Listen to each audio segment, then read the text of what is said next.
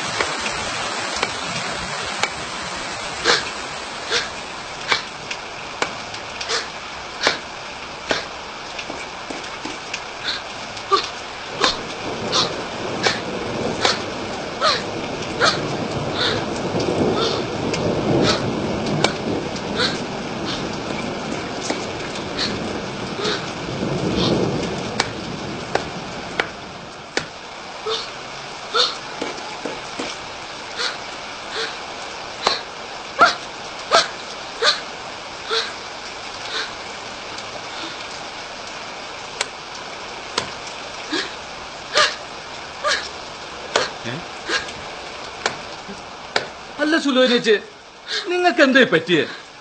ഈ പെരുമഴയത്ത് എന്ത് ഭ്രാന്തായി കാണിക്കണേ? ഇത് ഭ്രാന്തൊന്നും അല്ല സജീവ. അപ്പോ നീ അറിഞ്ഞില്ലേ? നാളെ മുതൽ ഇവിടെ ഇറച്ചിവെട്ട് നിരോധിച്ചിരിക്കുന്നു. ഇനി ഇവിടെ ഇറച്ചി വാങ്ങാൻ നിങ്ങൾ ആരും വരില്ല. എന്റെ കുടുംബം പട്ടിണിയാവും. എന്റെ മോളെ ഞാൻ ഇനി എങ്ങനെ വളർത്തുന്ന എന്റെ സങ്കടം. അതിനെന്തിനാ ഇങ്ങനെ വെട്ടുന്ന ഇറച്ചി കഷ്ണങ്ങളെല്ലാം ദൂരേക്ക് വലിച്ചെറിയണത്? അല്ലാതെ പിന്നെ ഞാൻ എന്ത് ചെയ്യാനാ? ഇനി ഇത് വിൽക്കാൻ പറ്റില്ലല്ലോ. ഇനിയിപ്പോ എന്ത് ചെയ്യും? എന്ത് ചെയ്യാൻ? എനിക്ക് ആകെ അറിയാവുന്ന ഒരു തൊഴിലാണിത്.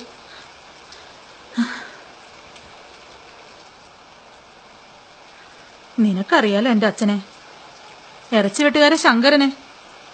പാവം, ദിവസവും ചന്തയിൽ പോയി മാടുകളെ കൊണ്ടുവരും. അച്ഛനും ഹംസാക്കയും കൂടി രാവിലെ അത് അറുത്ത് വിൽക്കാൻ വെക്കും. അതായിരുന്നു പതിവ്. അതെ, എനിക്കതൊക്കെ ഓർമ്മയുണ്ട്.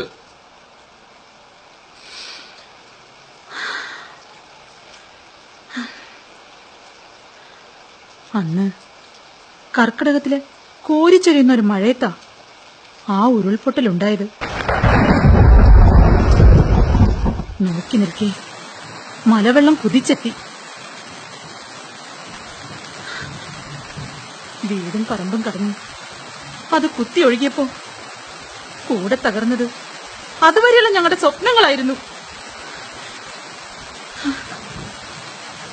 വെള്ളത്തിൽ മുങ്ങി താഴ്ന്ന എന്നെ രക്ഷിക്കാനാ അച്ഛനെടുത്ത് ചാടിയത്.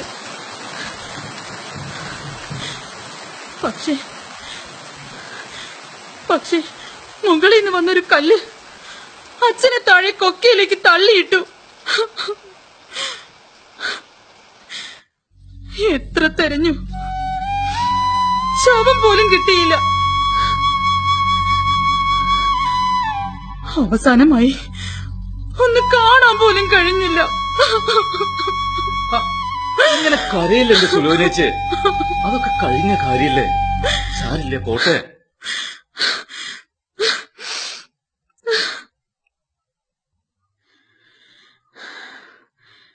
എല്ലാം കഴിഞ്ഞപ്പോഴാ അയാള് വന്നത്. കല്യാണം കഴിഞ്ഞ് 6 മാസം കഴിഞ്ഞപ്പോ പോയതാ. പിന്നെ ഒരു വിവരം ഇല്ലായിരുന്നു. സ്നേഹം നടിച്ച് കൂടെ കൂടിയപ്പോ ഞാനൊന്നും ആലോചിച്ചിരുന്നില്ല. അച്ഛന് ഭാരാവാതെ ഒരു കല്യാണം, അതായിരുന്നു സ്വപ്നം. പക്ഷേ കല്യാണം കഴിഞ്ഞപ്പോ അയാളുടെ സ്വഭാവം മാറി. കുടിച്ചു വന്ന് വീട്ടിലെന്നും വഴക്കായിരുന്നു. എന്തിന് അച്ഛനോട് പോലും അയാൾ തട്ടിക്കയറുമായിരുന്നു.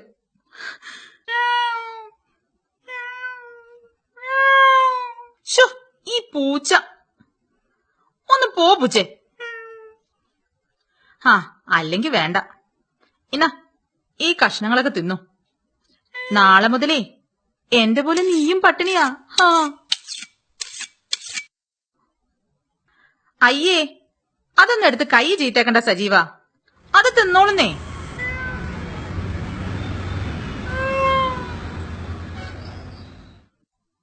സജീവ, ശരണ്യെ നീ മറന്നിട്ടില്ലല്ലോ. എന്ത് പ്രസരിപ്പുള്ള കുട്ടിയായിരുന്നു. അവള് പോയില്ലേ ചേച്ചി, ആലോചിച്ച സങ്കട.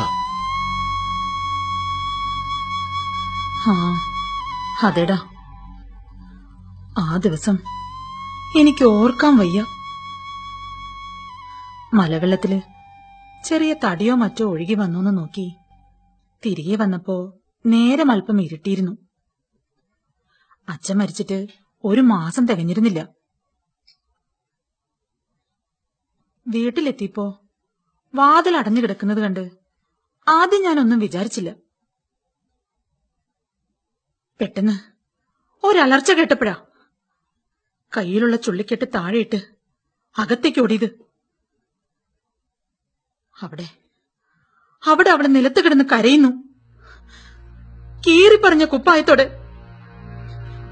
അരികിൽ അയാളും. ഒന്നേ ഞാൻ നോക്കിയുള്ളൂ. പിന്നെ എനിക്ക് എന്നെ തന്നെ നിയന്ത്രിക്കാൻ കഴിഞ്ഞില്ല. ആദ്യം കണ്ടത് അച്ഛന്റെ ഇറച്ചി വെട്ടുന്ന കത്തിയായിരുന്നു. ഓടിച്ചെന്നതെടുത്ത് ഒരൊറ്റ വെട്ട്. അവന്റെ കഴുത്ത് 2 കഷ്ണമായി. ഇതാ ഇതാ ഈ കത്തി കൊണ്ടാണ് ഞാൻ അവനെ തീർത്തത്.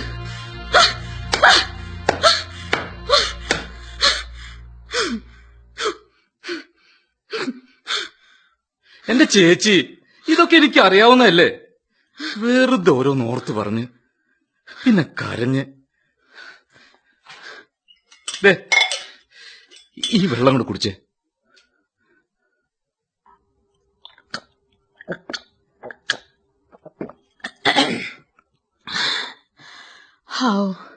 എന്തൊരാശ്വാസം.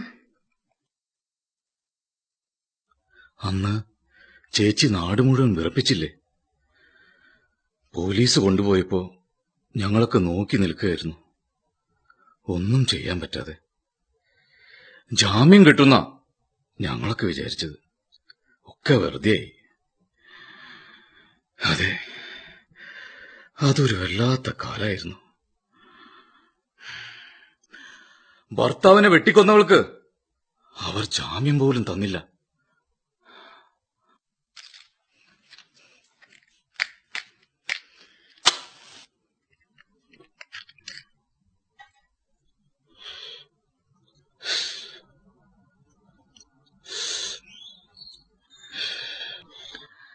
നീ ഒരു ബീഡി എനിക്കും താ സജീവ. നീ വലിക്കുന്ന കാണുമ്പോ ഒരു കൊതി. അതിനെന്താ, ദാ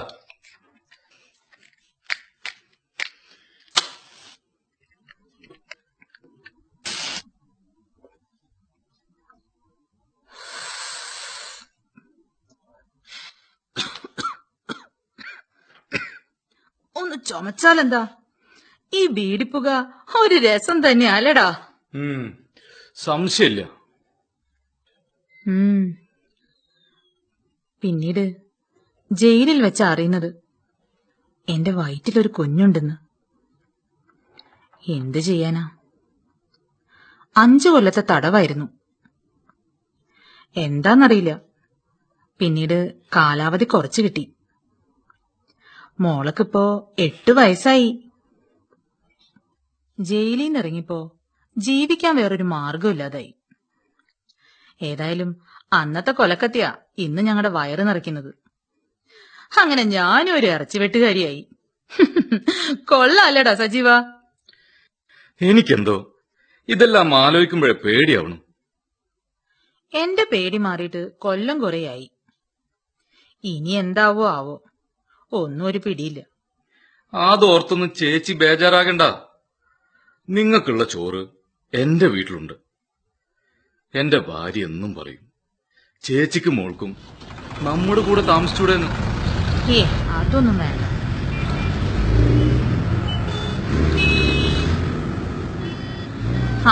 ഇറച്ചി വണ്ടി വരുന്നുണ്ട്. ഇന്നലത്തെ പൈസ കൊടുത്ത് ഇടപാട് അവസാനിപ്പിക്കാം. ഇനി ഇതിലെ വരണ്ടാന്നും പറയാം. എല്ലാം കഴിഞ്ഞില്ലേ? മോളെ സുലോചനേ, അല്ല ഇതാരും സജീവനാ? നിങ്ങളെന്താ ഇവിടെ കഥ പറഞ്ഞിരിക്കുക? ദേ ഹംസാക്കാന്റെ പൈസ കടവും തീർന്നു, ഇടപാടും തീർന്നു. അതെന്താ മോളെ അങ്ങനെ പറയണേ? ഞമ്മളെപ്പോഴും എന്നോട് കായ് ചോദിച്ചിട്ടുണ്ടാ? ഇതെന്താ മുണ്ടത്ത്? അപ്പൊ ഇക്ക കാര്യൊന്നും അറിഞ്ഞില്ലേ? ഇവിടെ ഇറച്ചിവിട്ട് നിരോധിച്ചു. നാളെ മുതൽ. പടച്ചോനെ, ഞമ്മളെന്തായി കേക്കണ്? നിരോധിക്കേ? അല്ല, അപ്പൊ എന്റെ ഈ മോളെന്ത് ചെയ്യും? ഇതൊക്കെ ആരായി തീരുമാനിക്കുന്നു? ഗ്രാമസഭയുടെ ഓരോ തീരുമാനങ്ങളയക്ക. ഇനി ഇവിടെ ആരും ഇറച്ചി തിന്നണ്ടാത്രേ. നമ്മളെന്താ തിന്നണ്ടേന്ന് ഇനി അവര് തീരുമാനിക്കും. ഓ, അതൊന്നും നടക്കൂലെന്ന്. ശരി, എന്നാല് ഇക്ക പോയിട്ട് വരാം. ഇന്നിത്തിരി വൈകി. അത് ബേജാറാകണ്ടിരി, ഒന്നും ഉണ്ടാവൂലെന്ന്. പാവം ഹംസാക്ക, നമ്മള് കളി പറയാന്നാ വിചാരിച്ചേക്കണേ. ശരിയാ, ഇതൊരു വല്ലാത്ത തീരുമാനമില്ല ദൈവമേ. നാട്ടുകാരെന്ത് തിന്നണം, എന്ത് തിന്നണ്ട എന്നൊക്കെ ഇനി ഗ്രാമസഭ തീരുമാനിക്കും. നമ്മളതങ്ങോട്ട് അനുസരിക്കുക. അപ്പോ നമുക്കൊന്നൊരു അവകാശം ഇല്ലേ? ഗ്രാമത്തിന്റെ മനസ്സറിയാത്ത അധികാരികള്. അതന്നെ. ദേ, നമ്മുടെ ഈ നാട്ടിലെ കല്യാണങ്ങളും ഉത്സവങ്ങളും ചെറിയ ചെറിയ ആഘോഷങ്ങളും ഇതിനൊക്കെ ഹരം കൂട്ടാൻ ഇത്തിരി ഇറച്ചിക്കറിയും ഓർക്കുമ്പോ തന്നെ കൊതിയാവണം. അതെ അതെ, ആഘോഷം എന്തായാലും ഒരു കശാപ്പ് ഉറപ്പാ. പിന്നെ ഇറച്ചിക്കച്ചവടം, അതിന്റെ കരളും ചങ്കും ഒക്കെ കൂട്ടിയില്ല എരിവുള്ള ഒരു കറി. വൈകിട്ട് ഈ കറിയും കപ്പയും കൂട്ടി ഒരു പിടുത്തം. പിന്നെ കൂട്ടത്തിൽ നല്ല വാറ്റുണ്ടെങ്കി അതാണ് സ്വർഗം ചേച്ചി.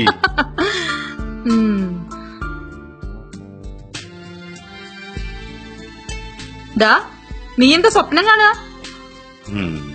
ഞാൻ ആ സ്വർഗത്തിലായിരുന്നു സുരേനേച്ചി. കാറ്ററിംഗ് ഒന്നും ഇവിടെ എത്തി ആ സ്വാദ് കളയുന്നില്ലല്ലോ. അതെന്നാ ഭാഗ്യം.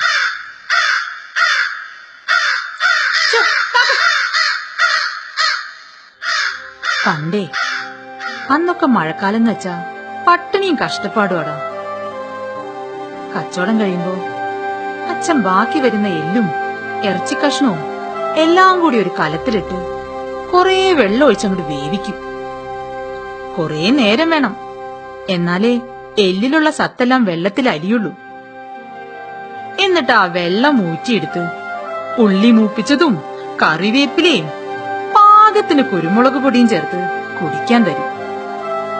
അടുത്ത വേനല് മുഴുവനും നടന്നു തീർക്കാനുള്ള ശക്തി അതീന്ന് കിട്ടുമായിരുന്നു.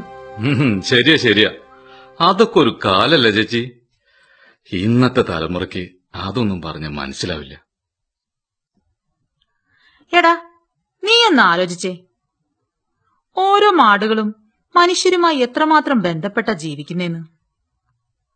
നിലമുഴാനും പാല് തരാനും വളമാവാനും ഭാരം വലിക്കാനും പിന്നീട് എല്ലാ ശക്തിയും ചോർന്നു കഴിയുമ്പോ മനുഷ്യന്റെ വിശപ്പടക്കാനും ഇവറ്റകള് തന്നെ വേണം. ഈശ്വരന്റെ ഓരോരോ തീരുമാനങ്ങളെ. നീ ആ വെള്ളത്തിന്റെ ബക്കറ്റ് ഒന്ന് ഇങ്ങോട്ട് നീക്കി വെച്ചേ. ഈ കത്തിയും കുറ്റിയും ഒക്കെ ഒന്ന് കഴുകി വെടുപ്പാക്കട്ടെ.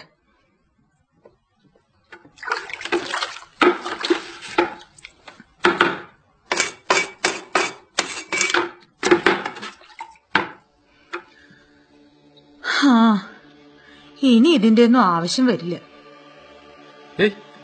അങ്ങനെയൊന്നും തീരുമാനിക്കണ്ട ചേച്ചി.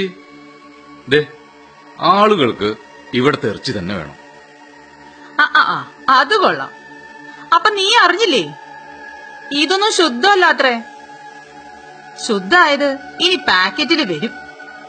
തണുത്ത് മരവിച്ചത് എവിടെയോ വെച്ച് എന്നോ എങ്ങനെയോ കശാപ്പ് ചെയ്യപ്പെട്ട മാടുകളുടെ ഇറച്ചി ഇനി നിങ്ങളുടെയൊക്കെ വീട്ടിലെത്തും. അവരെത്തിച്ചു തരും. പക്ഷേ ചോദിക്കണ കാശ് കൊടുക്കണമെന്ന് മാത്രം.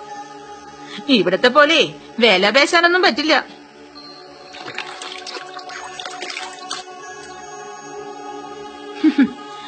അന്നന്ന് അറുത്തു വിൽക്കുന്ന ഇറച്ചി ഈ നാട്ടിലൊരാളും ഇനി മുതൽ തിന്നില്ല. ഹാവൂ, ഇന്നൊന്നും കഴിച്ചിട്ടില്ല. വല്ലാത്ത വിശപ്പും ക്ഷീണവും. എന്നാ ചേച്ചി ഇവിടെ ഇരിക്കെ, ഞാൻ ആ കടയിൽ പോയി കഴിക്കാൻ എന്തെങ്കിലും വാങ്ങിട്ട് വരാം.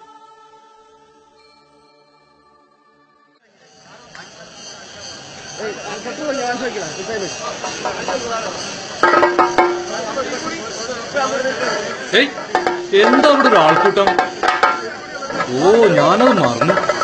ഇന്ന് നമ്മുടെ കാവിലെ കുരുതിയല്ലേ, കോഴിക്കുരുതി. നിങ്ങളൊക്കെ ഒന്ന് മാറിക്കൊടുത്തേ, ഒന്ന് മാറുന്നേ. ആ വണ്ടി ഒന്ന് കടത്തിവിടെ. നീ വണ്ടി എടുക്കടാ. നിങ്ങൾ മാറി നിൽക്കേ.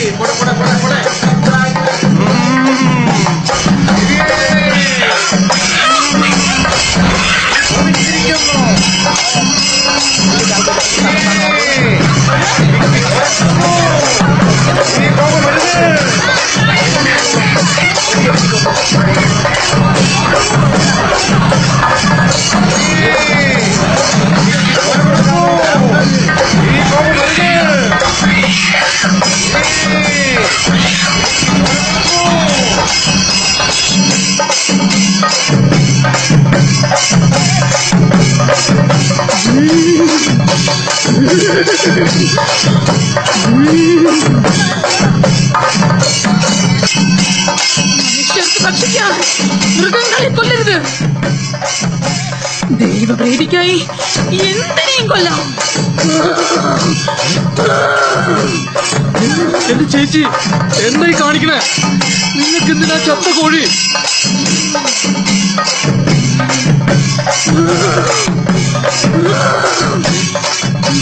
കോഴിയെ കഴിച്ച് വെള്ളത്തിലൊന്ന് കുളിക്കട്ടെ. ദൈവപ്രീതി കിട്ടിയ കോഴിയല്ലേ? ഇവർക്കെന്ത് വട്ടായോ? സുലൈനേച്ചി, അയ്യോ,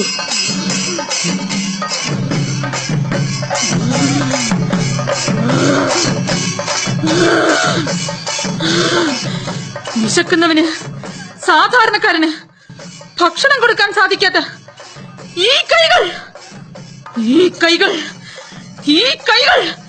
ഇനി എനിക്ക് എന്തിനാ?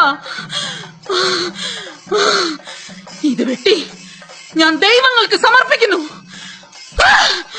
അയ്യോ അയ്യോ അയ്യോ, വേണ്ട ചേച്ചി, അയ്യോ അയ്യോ, വേണ്ട, അയ്യോ ചേച്ചി, അയ്യോ.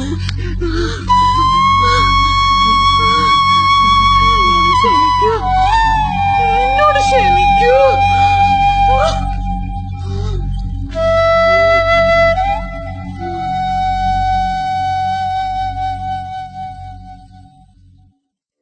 ഈ ജീവിത ഉഴുതുമറിച്ചു ഞാൻ താണ്ടിയ കാലടികളിന്നർത്ഥശൂന്യമാണ്.